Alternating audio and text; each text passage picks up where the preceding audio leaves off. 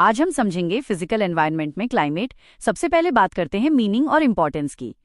Climate का मतलब है किसी क्षेत्र में लंबे समय तक तापमान, वर्षा और हवा के पैटर्न।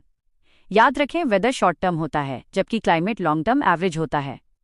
क्लाइमेट का प्रभाव कृषि, अर्थव्यवस्था, बायोडाइवर्सिटी और मानव जीवन पर पड़ता है, इसलिए ये बहुत महत्वपूर्ण है।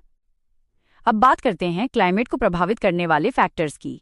सबसे पहले लैटिट्यूड, जो सोलर रेडिएशन को निर्धारित करता है। दूसरा एल्टीट्यूड, जहां ऊंचाई बढ़ने पर तापमान कम होता है।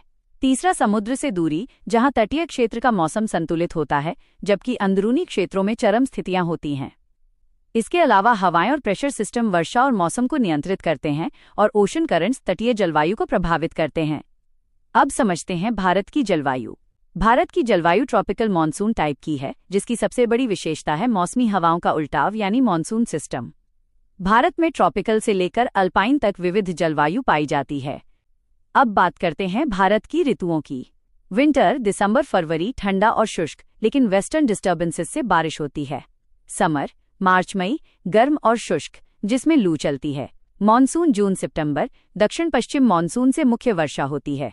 रिट्रीटिंग मॉनसून अक्टूबर नवंबर, उत्तर पूर्वी मॉनसून जिससे तमिलनाडु में वर्षा होती है। अब समझते हैं मॉनसून मैकेनिज्म। मॉनसून का मुख्य कारण है भूमि और समुद्र का असमान ताप। इसके कारण लो प्रेशर जोन यानी ITCZ उत्तर की ओर शिफ्ट होता है। साथ ही जेट स्ट्रीम्स मॉनसून के आगमन और वापसी को प्रभावित करती हैं। मॉनसून को भारत की कृषि की लाइफलाइन कहा जाता है। अब बात करते हैं क्लाइमेट चेंज के प्रभाव की। आज तापमान बढ़ रहा है, वर्षा अनियमित हो रही है और बाढ़, सूखा जैसी चरम घटनाएं बढ़ रही हैं। हिमालय में ग्लेशियर पिघल रहे हैं, जिससे फूड और वाटर सिक्योरिटी पर खतरा है। अब समझते हैं गवर्नमेंट इनिशिएटिव्स। भारत ने national action plan on climate change NAPCC शुरू किया है। इसके तहत national solar mission, national water mission और सस्टेनेबल एग्रीकल्चर मिशन चलाए जा रहे हैं। अंतर्राष्ट्रीय स्तर पर भारत पेरिस एग्रीमेंट NDCS के तहत अपनी प्रतिबद्धताएं पूरी कर रहा है। साथ ही NDMA गाइडलाइंस के जरिए डिजास्टर मैनेजमेंट को मजबूत किया जा रहा है। अब देखते हैं चैलेंजेस। मॉनसून की अनिश्चितता, बढ़ती प्राकृतिक आपदाएं, अर्बन हीट आइलैंड, जल संकट और कमजोर क्लाइमेट एडाप्टेशन मुख्य समस्याएं हैं।